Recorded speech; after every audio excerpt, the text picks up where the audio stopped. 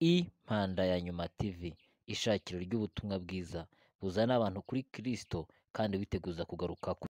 Shalom shalom bene data bakundwa, Maranatha, Yesu araje bene data. Ndibarutwa na Ev Ancille, umuguranokazi mugenzi wanyu, ngarutse ngo duterane intege. Imana yampaye amajambo muri kino gitondo, nariko nsenga Imana irambwira ngo uyu munsi hagarika ca gitabo co muri Yesaya. Hanyuma mpwemu w'Imana ashira ku majambo y'itema ivuga ngo guhura n'umuntu w'umumaro cangwa guhura n'abantu b'umumaro. Haleluya. Mbere tudatebeje, reka tuje dusoma mu gitabo ca mbere ca Samweli 17 umurongo wa 26. Ndaheza ndababwira ico mpwemu w'Imana yambwiye ko aya majambo. Turaza gusoma imirongo ibice bigera kuri 5 egome vyo muri kino gitabo ca Samweli. Teme ngo guhura n'umuntu w'umumaro cangwa guhura n'abantu b'umumaro. Imana ishimwe cane. Reka turabe dubanze dusome igitabo ca mbere ca Samweli igice ca 17 umurongo wa 26 turageza 30. Ca dusoma n'igitabo ca mbere ca Samweli 17 nyene duhere ku murongo wa 33 kugeza 47. N'ayandi majambo ndaza kuheza ndayababwira uko tugenda dusoma. Imana yo mwijuru ibahezagire cane. Ico mpwemu w'Imana yayambwiye ko ndaheza ndakivuge duhejeje kuyasoma. Igitabo ca mbere ca Samweli 17:26 haravuga ngo, maze Dawidi abaza abantu bahagaze iruhande yiwe ati, uwo kwica uwo Mufilisitiya agakura igitutsi ku Bisirayeli bomugororera iki? Mbega uwo Mufilisitiya w'intakebwa niki ahacokora ingabo z'Imana nzima? Abantu bamwishura nk'ivyo bari bahejeje kuvuga bati, uwo kwica uwo mwica uko niko yogororerwa. Maze Eliyabu mukuru we, imfura ya se, yumvise Dawidi avugana n'abo bantu, uburake bwiwe buraziriringa. Aramubaza ati, wazanwe n'iki? Mbega bwa butama wabusigaranye nde mu bugaragwa? Ndazi amanyama yawe n'ubugaba bwo mu mutima wawe. Erega icakuzanye ni ukugira ngo urabe intambara. Dawidi aramwishura ati, none nkoze iki? Ntikwari ukubaza gusa? Arahindukira araba uwundi, nawe amubaza nk'ivyo. Abantu basubira kumwishura nk'ivya mbere. Imana ishimwe cane. Shira ku murongo ego musurinye kano kantu ngo araheza amutera ibitugu, ngo aramwishura ati, none nkoze iki? Ntitwari ukubaza gusa? Arahindukira amutera ibitugu. Mu yandi majambo aravuga ati, ugo rukerereza, ati ntago nkeneye. Aca ahindukira atera ibitugu mukuru we, kuko yari karamusubiza hasi, yari karamukerereza. Hanyuma aravuga ngo, reka nibarize uwundi, kuko jewe objectif yanje ni kwica urya Mufilisitiya w'intakebwa. Haleluya. Ico mukagira yandi maso kugira ngo ibigukerereza bigusubiza hasi, Imana ikaguhuza n'umuntu w'umumaro, ugatera ibitugu ibikerereza vyirirwa bikubuza amahoro, bigusuzugura, bigusubiza hasi. Burya Eliyabu yari mukuru wa Dawidi, yarazi ngo ko yamwambitse pamprese canke yamwambitse iranje, ko yamubonye avuka akabona ni mutoyi wiwe, ati Dawidi aracari ka gahungu k'akadogo katagira umumaro. Aramubwira ati, ubugaba bwo mu mutima wawe ndabuzi, twarakuranye. Mugabo Dawidi aravuga ngo, ndakugize iki wewe? Hanyuma ngo Dawidi yiterera ibitugu mukuru we ngo yibarize uwundi, kuko Eliyabu ntiyarazi imbaraga, ntiyarazi n'ubushobozi Imana yashize muri Dawidi. Yamurabiye mu maso y'ugakengegwe amurabira mu maso y'agasuzuguro, amenya ngo eraba uyu muntu ugiye twaravukanye ni mutoyi wanje yavutse mbona, ati reka ndamuvugisha ndamubwire ndamusuzugurire mu maso y'abandi uko nishakiye. Mugabo ntiyarazi ibanga Imana yabitse muri Dawidi, ntiyarazi ubushobozi Imana yasize muri Dawidi. Dawidi aravuga ngo uyu muntu ariko arankerereza, ati reka jewe nirabire uwo mbwira, uwo mbaza, ampa inkuruyo, ampa information zo, kuko ico ngomba nuko umutwe wa Goliyati uza gucika, kugira ngo abana b'Imana abo Goliyati yacokoye basubizwe kagateka, basubizwe ku ijambo, basubirana ijambo n'icubahiro. Haleluya. Reka tubandanye turaraba igitabo ca mbere ca Samweli 17:3 turageza 47.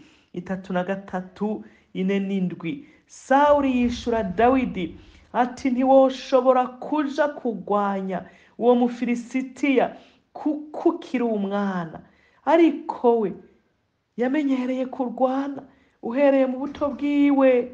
Dawidi yishura Sawuli ati jewe umusavyi wawe.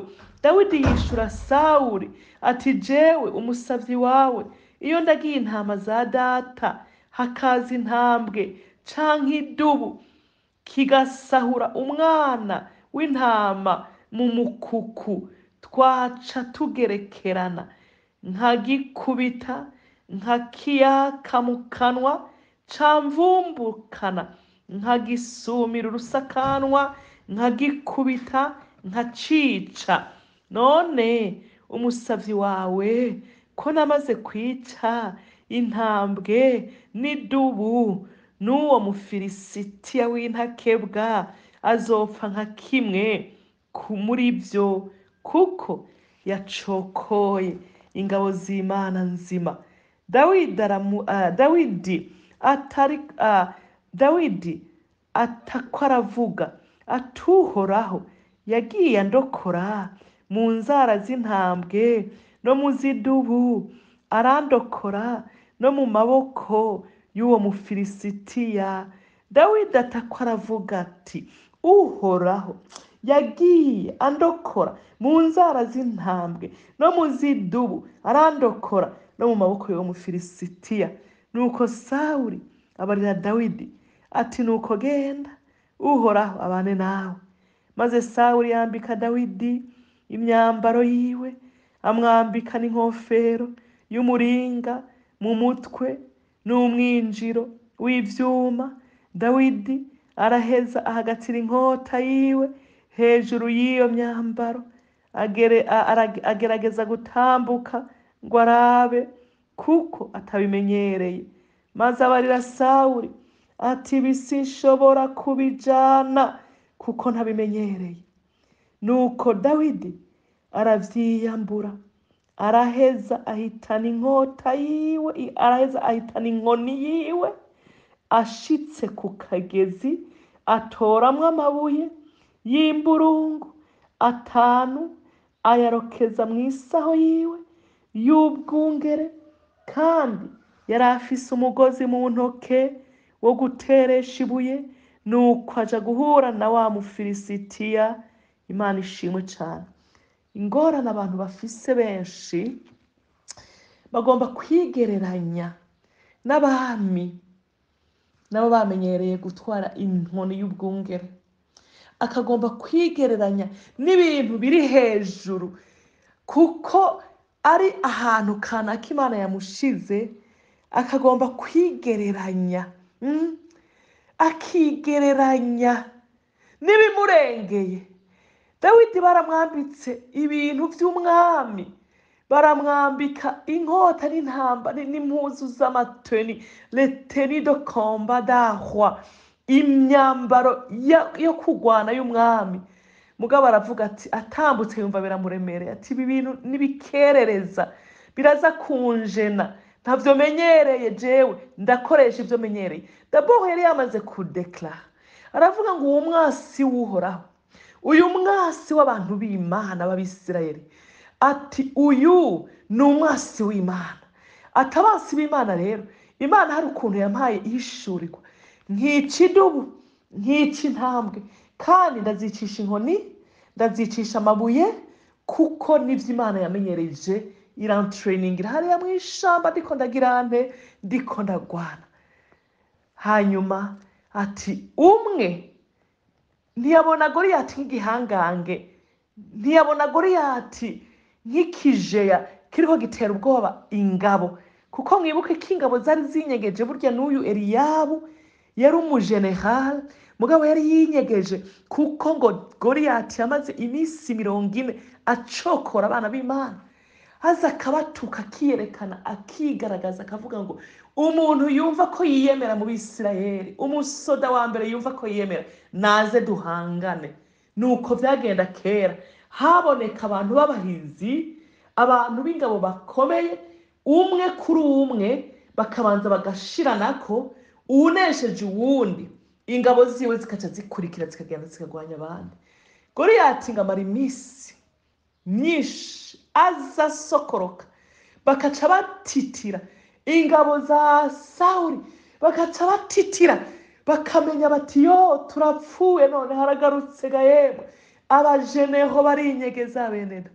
Mugabo ka Dawidi kashitse ngo kari kagemuriye bakuruwe, uweri yabarimwo ngo kabagemuriye, nta nubwo kari kaje mu ntambara. Ngo mugabo bimugwa mu matwi yuko bihuriranye nuko Goliyati asokorotse gutuka abana b'Imana, gucokora ubwoko bw'Imana. Hanyuma Dawidi yisunga Uhoraho. Ndakunda Dawidi ingene yisunga Uhoraho mu bintu vyose. Ngo aravuga ngo uyo muntu ariko acokora ubwoko bw'Imana ninde? Ntiyamenye ngo uwo muntu ariko acokora ingabo, yabonye ngo ariko atuka Imana. Ati uwo muntu ninde? Ati ndamwiciye umunsi ndamubagira ibisiga.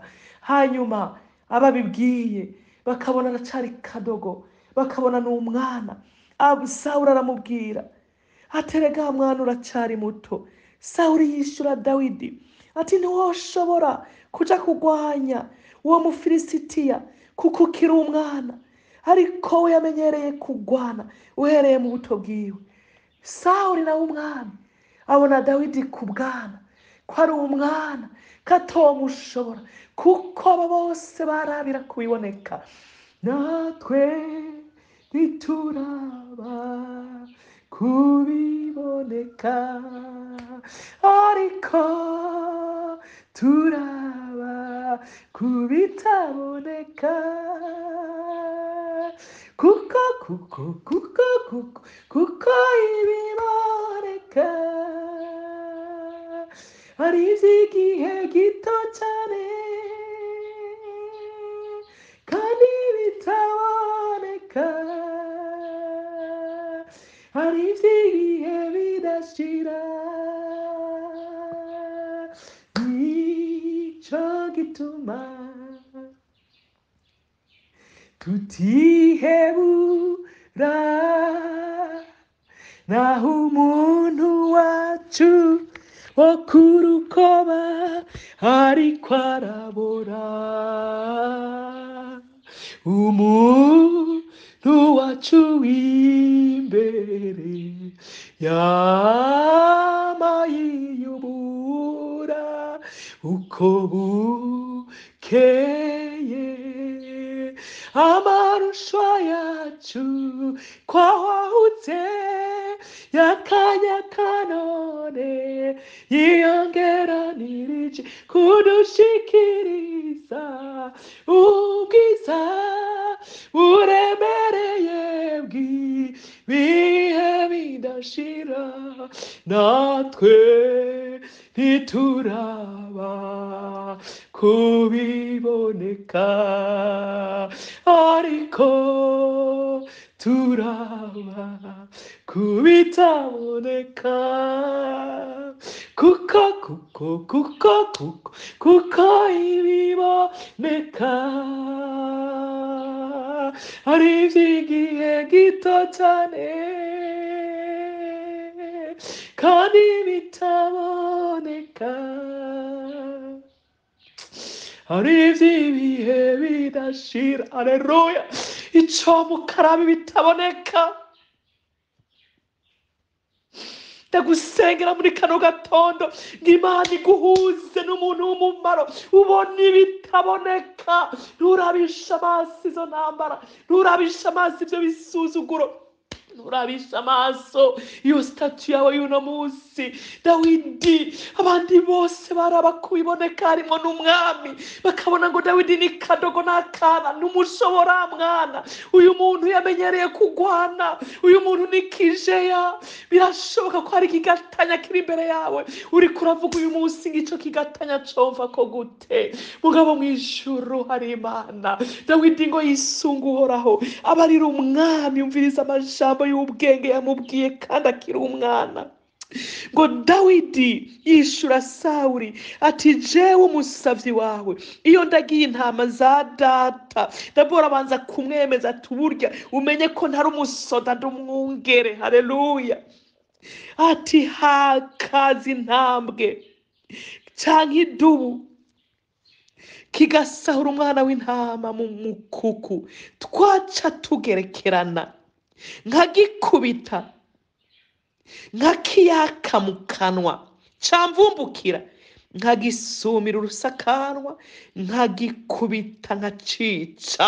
Nuko hari bikwiye gukubitwa mu buzima bwawe bigapfa. Iyi sani kino gitondo hari bikwiye gukubitwa, gusumirwa urusakanwa bigapfa, kugira bireke kugukerereza, kugira ngo bireke kukumaramwo amavuta y'Imana. Nguko ukuntu Dawidi yabwiye Sawuli ati nkaca ndagikubita nkagikubita nkagifata urusakanwa ngitabura. Ati hanyuma kigapfa, hanyuma intama ya data ikarokoka, kuko ndumwungere sinkeneye kizo ndagiye ziza ngo intambwe zizimarireko. Haleluya.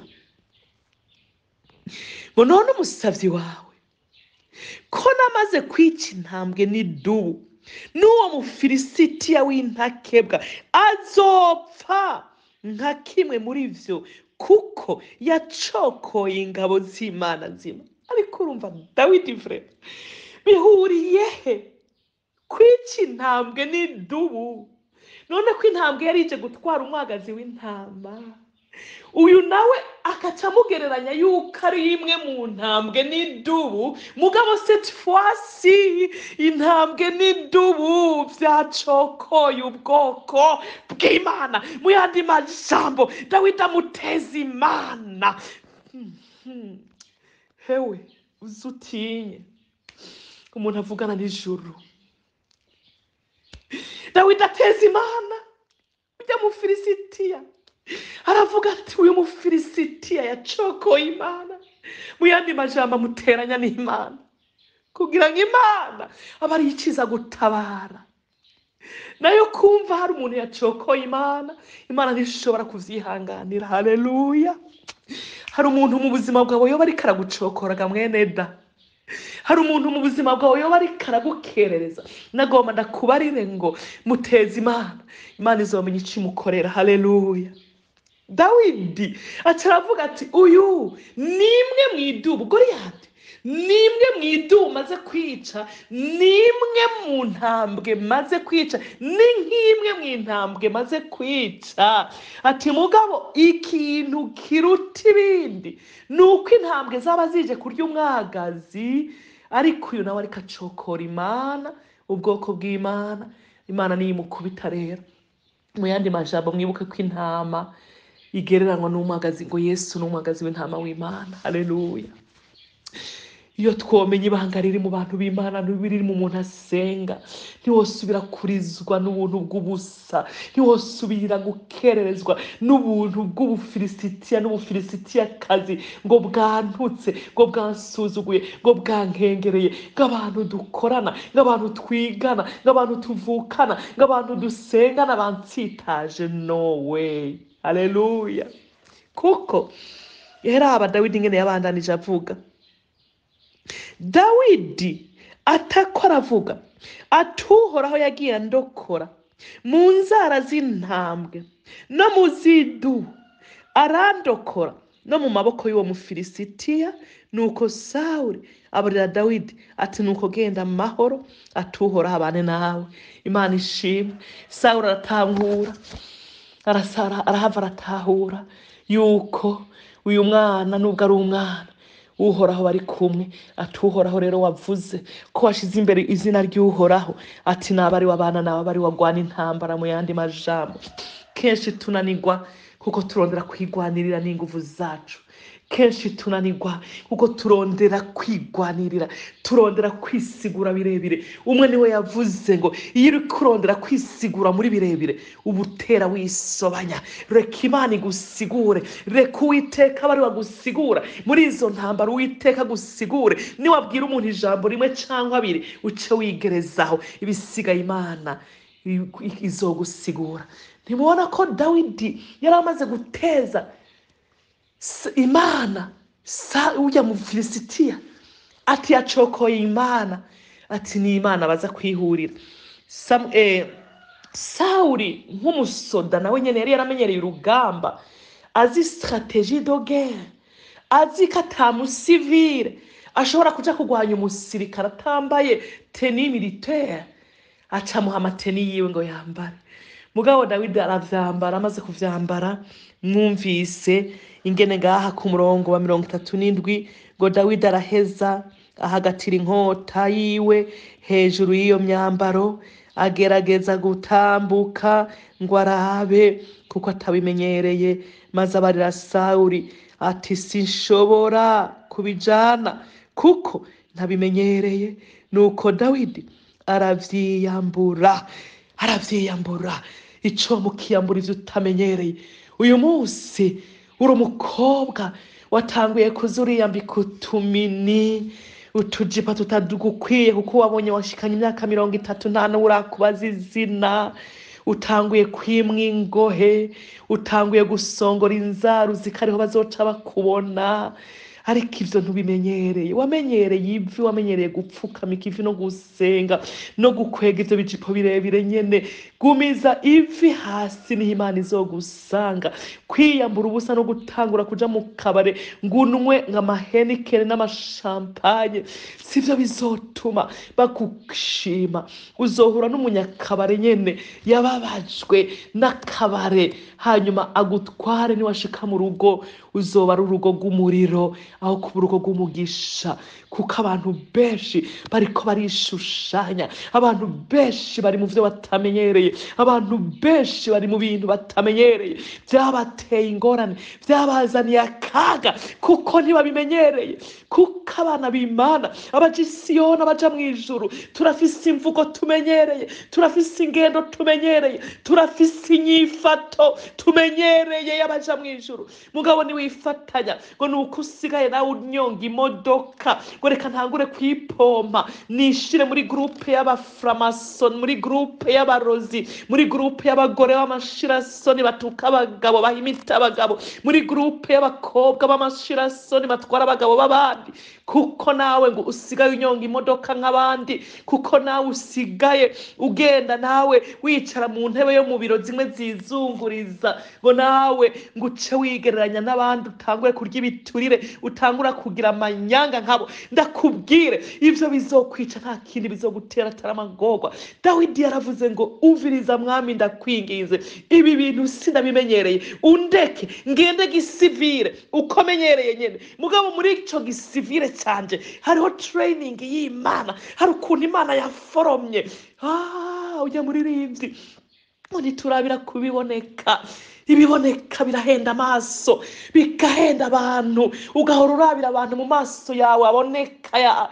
Turakwiye kurengana tukagera ku rundi rugezo kuko Imana iduduza, tukaraba kubitaboneka kugira ngo ntihagire usuzuguza Imana yawe, ngo hagire usubira gusuzugurira Imana, ngo nuko udafise vewiti, ngo nuko udafise prado, ngo nuko udafise ibinabiriya. Ariko kuvuga uti kama mbaya imana yanje kirazira k'abantu bayikengereza ubusambanyi k'abantu bayikengereza ibiturire k'abantu bayikengereza ibitagira umumaro ugahagarara izina ry'Imana kugira Kristo yamamare hanyuma izina rya Kristo Yesu rishigwe hejuru n'abantu bakubone bavuga bati nahari umukenyezi ataca afise ijambo kuko afise Kristo Yesu yamize Yesu ntashobora urya ari inégociable ntidushobora kumunegosia mu caha ngashobore kwemera haleluya eraba Dawidi ngacaramubwira ngaraheza ahitana inkoni haleluya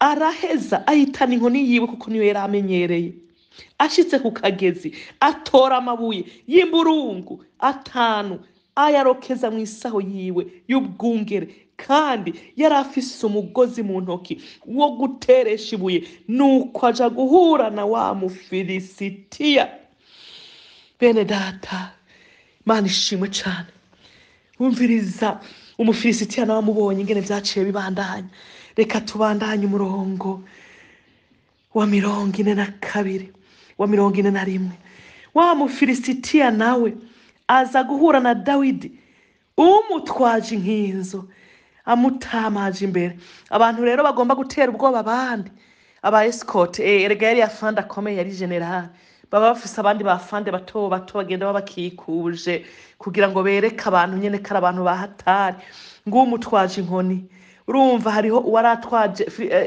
ka Dawidi nta muntu numwe yari amutwaje Dawidi yari ifitiye inkoni yiwe n'amabuye yiwe mu gasaho hanyuma umufilisitiya nawe yari afise ibigwanisho mugabo ngo hariho warabimutwaje kuko baramweskortanye ne kuko yari nyakubahwa ngo wa mufilisitiya nawe aza guhura na Dawidi umutwaje inkinzo amutamaje imbere nuko wa mufilisitiya abonye Dawidi aramwitegereza aramukengera ijambo ry'Imana rimbwira ngo aramukengera hari abatwitegereza bakadukengera hari abakuraba muri situation n'ubuzima urimwo waronze urutiga umugongo rufatanye n'inda bakagukengera mugabo ntibazi ibanga riri muri wewe umufilisitiya yagize yakengereye Dawidi ahibaza ngo ni kadogo Dawidi nawe ari we yakengereye ubwa mbere umufilisitiya mwita idubu nimwe mu ntambwe yamaze gutabagura haleluya icoma ukagira yandi masi y'umunsi muri kano gatondo icoma mwe yarakagusigurira aya majambo gusumba uko ndiko ngwinda yagusigurira nta kintu cyose uraguhangara ngo gutera ubwoba haleluya reka tubandanye ngo nuko wa mufilisitiya abonye Dawidi aramwitegereza aramukengera kuko yarakira umwana w'umusore kandi yari inzobe w'umunyakaranga wa mufilisitiya abaza Dawidi ati mbega ugira ngo ndimbwa kuje kundwanya ufise inkoni murumva gahemwe yamaze kwidisqualifier wenyene ngo ugira ngo ndimbwa Dawidi we yamwisidubu amwita intambwe mugabo nawe yiyitimbwa erega yari imbwa nyene urumva nuko yibonye ati wibaza ko ndimbwa kuko mu buryo bw'umubiri we yibaza ngo n'umujenerali akomeye mu buryo bw'impwemu Imana yari yamaze kumusoma kubera iki Dawidi yamuteje Imana tayari yamaze kuba imbwa nyene aca aravuga ati none ugira ngo ndimbwa kuje kungwana ufise inkoni araheza ngavuma Dawidi mu mazina y'Imana ziwe uwo mufilisitiya abarira Dawidi ati ngwino nkubagira ibisiga vyo mu kirere n'ibikoko vyo mw'ishamba Dawidi yishura uwo mufilisitiya atuje kundwanya ufise inkota n'icumu n'akakobero ariko jewe nje kukugwanya mw'izina ry'Uhoraho nyene ingabo Imana y'ingabo ya Isirayeli wacokoye asubira kumudeklarira ubwa mbere yabibwiye Sauli ati yagwanije Imana rega ubu rero arabimubwiye vis-a-vis uko ayo majambo yasohoka ryaribuye rigenda rigacumita mu mutima wa Goliyati Yesu we kuko Imana yarekura ijambo Imana irishigikiye ategome ni jewe yagwanije agasohora ijambo we yibaza ngo ni ijambo risanzwe hanyuma ntamenye ko uko Haleluya, ariko asohora iryo jambo, ariko amapete, ariko arakoroka, ariko amapete ya Goliyati, ariko agwa hasi, kuko umuntu w'Imana asohoye ijambo riba ririmo ububasha, ubushobozi buvuye mu ijuru. Ukibaza ngo n'umuntu asanzwe n'akantu gapima ibiro 10, 20, 30, 40, mugabo n'umuntu afise imbaraga z'Imana muri we, asohoye ijambo rigendana amatoni n'amatoni yo kuja gutera ubwoba muri camp des ennemis, muri camp y'abasi. Urumva Dawidi nawe acaravuga atuje kungwanya. Haleluya, ati uriko uracokora Imana, ati ntuzi uri kucokoza uwo ari we, ati ntuzi uri kucokoza, ngo uyu munsi Uhoraho arakugabuye mu maboko yanje, arakugabuye mu maboko yanje, ngira nkwice nguce izosi, kandi imivyimba y'ingabo z'Abafilisitiya ngira ndayigaburira ibisiga vyo mu kirere n'ibikoko vyo mw'ishamba, kugira ngo isi yose imenye ko mu Bisirayeli hari Imana. Haleluya. Dawidi aravuga ngo Abafilisitiya bintakebwa basuzugura Imana yacu, ati uyu munsi ngomba icubahiro c'Imana yacu kigaruke mu Bisirayeli, kigaruke mu bantu b'Imana, icubahiro c'Imana kigaruke ku Burundi, aho bakengereye Burundi, aho bakengereye abantu b'Imana. Ngo kandi iri koraniro ryose rimenye yuko Uhoraho adakirisha inkota canke icumu, kuko intambara ari iy'Uhoraho, kandi niwagira abagabure mu maboko yacu. Imana ishimwe. Iyumvire uyu mwana Dawidi, byari byamaze guhera. Umwe niwe akunda kuvuga ngo mambo kwisha, Imana yamaze guseruka, yamaze kumuteza Imana tayari. Uyu rero ntiyateje Imana Goliyati wenyene, ahubwo yateje Imana n'Abafilisitiya bose.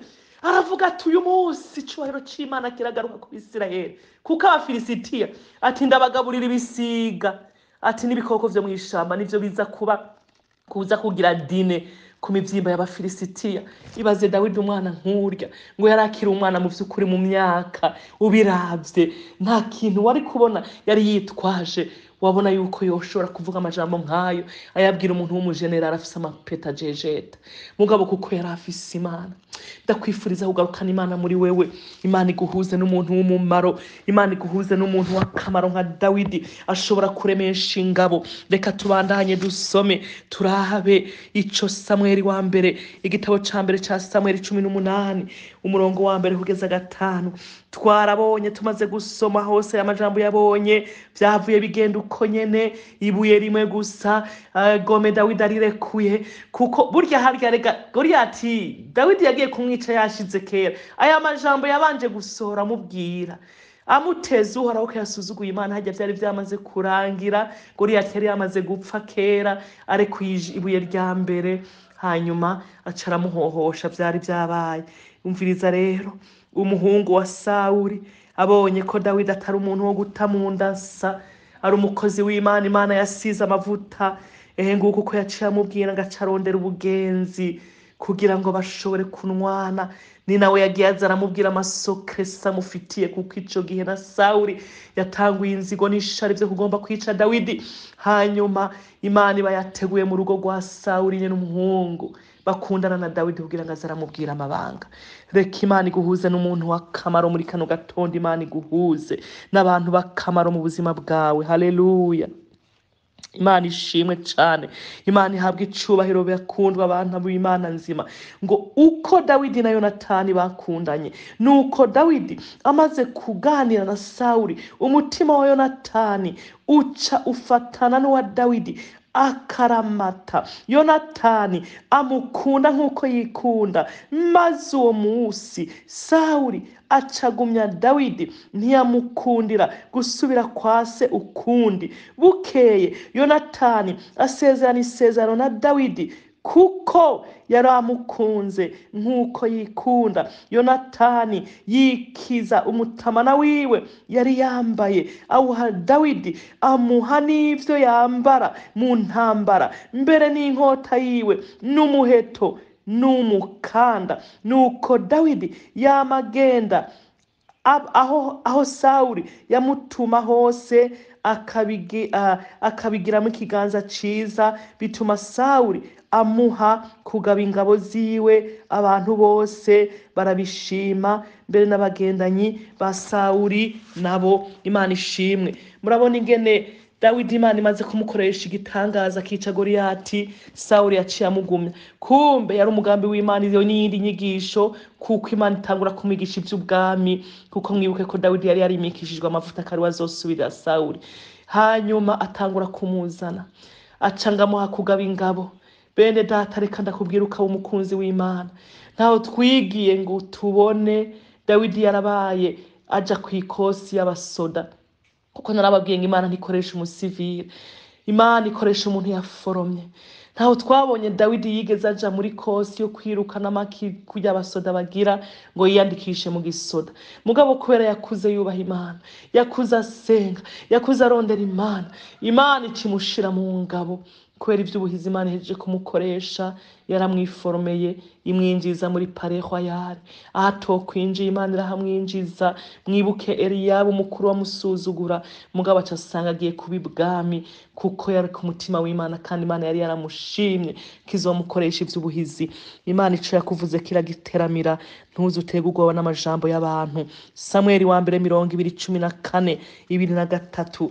Reka turandanye. Samweli wa mbere, igitabo ca mbere ca Samweli 20:14 kugeza ku murongo wa 23. Haravuga ngo, namba nzoba nkibayeho uzungirira imbabazi nk'izuhoraho, naho ninapfa naho nyene ntuzukura imbabazi zawe ku nzu yanje gushitsa ibihe byose, eka mbere gushitsa aho Uhoraho azoba ahejeje kurandura abansi bawe bose kw'isi. Nuko Yonatani asezerana isezerano n'inzu ya Dawidi, ati niwaricamwo Uhoraho azoriguhora atumye abansi bawe. Nuko Yonatani yongera kurahiza Dawidi kubw'urukundo yamukunda, kuko yamukunda nk'uko yikunda. Maze Yonatani aramubarira atejo ku kwezi kuzoboneka bazokuraba bakubure, kuko icicaro cawe kizoba kiri mu busa. Maze ku munsi ugira gatatu uzuce umanuka vuba usubire hahandi wari winyegeje ku munsi wa munsi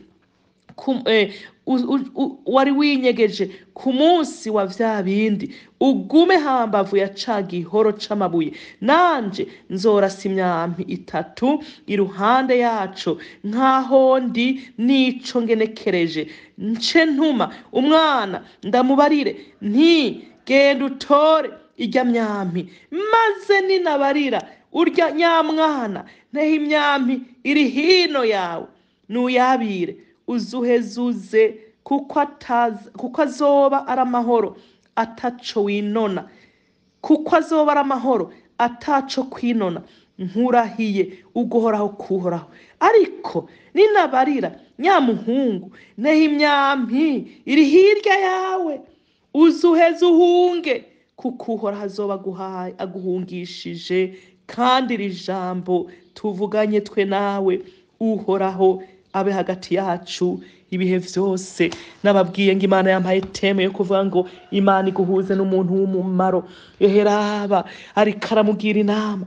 Sawuli yamaze kuzinukwa Dawidi, kuko harageze igihe nubwo yamuzanye ibwami, yabonye ko uyu muhungu ari wazomusubirira ku ngoma, kuko ngo abagore batanguye kuririmbira Dawidi ngo Sawuli ngo yisha abantu 1,000 gusa, ngo ariko ngo Dawidi ngo yisha abantu 200. Inzigo n'amashari bica biratangura.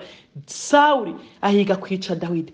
Amaze kumuhiga, umwana wa Sawuli ari we Yonatani akunda Dawidi, akazaramuburira. Aha rero ni mburi bariko barahana amahane kugira ngo ashobore kumuburira. Reka turangirize muri Samweli wa mbere 2:3 imirongo wa 15, 2:3-15 turageza 18.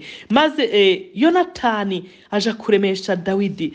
Maze Dawidi ico gihe Dawidi rero yaciye ahunga, kuko se wa Yonatani yari yamaze kugaba kumwica. Dawidi yahunze rero hagera aho yihebura aravuga ati ibyo wamvuze ko Mana none bizoba. Mugabo ngo wa muhungu wa Sawuli nyene aja kumuremesha aravuga ati ndazi kuri umuntu adasanzwe, narakubonye mu imbuto y'Imana. Aja kumuremesha aravuga ngo maze Dawidi abonye ko Sawuli amurondera ngo amwice, yigumira i Horeshi mu bugaragwa bw'izifu. Bukeye Yonatani mwene Sawuli arahaguruka aje iyo Dawidi ari i Horeshi amuremesha mu vy'Imana. Bega bakuremesha mu bikiga mwene da. Ntibakubwira ngo ja mu bapfumu nawe niho vyoshoboka. Ntibakubwira ngo mwihore nawe ngo ja kuburana ngo bitwarire bakurenganije mu kazi. Narababwiye ikindi gihe badukuye ahantu mu kazi abantu barasara twakorana ngo tuje kuburana. Ndavuga ngo Imana nkorera izomburanira, sinja kwicara muri tribunale ngo mburanye umuntu yangaburiye, umuvyeyi yangaburiye imyaka ingahe twakora ahantu igihe batukuye mu kazi. Erega umuntu aguhemba amahera yiwe hewe aba ari umuvyeyi yakugaburira. Ntijewe umuvyeyi yangaburiye imyaka 10 nari nkoza aho hantu. Ninijo noja kubaka kuja kuburanya yarampemvye umushahara imyaka 10 abana bakarya, umugabo akarya, umuryango ukamererwa neza. Ninje kuburanya umuvyeyi ntibikunda, kuko nubwo vyo wabishitse nkakugwa hari impamvu. Imana ntiyampevye, irazi ngene izontunga n'umuryango wanje.